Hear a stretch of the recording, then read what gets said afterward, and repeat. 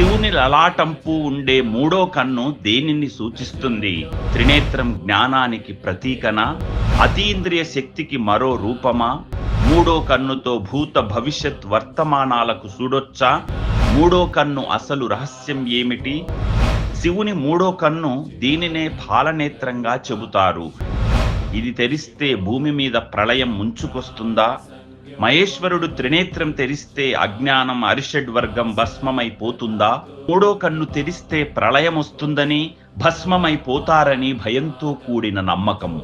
మూడో నేత్రం అంటే జ్ఞాన నేత్రం, దివ్య నేత్రం.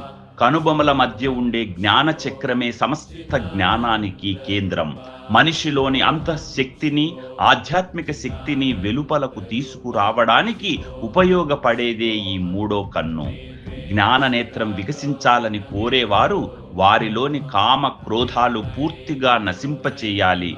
మనిషి తనకు తానుగా ఆత్మ శోధన కొరకు, నిర్మలత్వం కొరకు కర్మశం లేని ప్రవర్తన అలవాటు చేసుకోవాలి. భగవత్ జ్ఞానంతో జీవుడు దేవుడు ఒక్కడే అను అద్వైత తత్వపు అంతర్రహస్యాన్ని గుర్తించేలా చేసేదే ఈ త్రినేత్రం.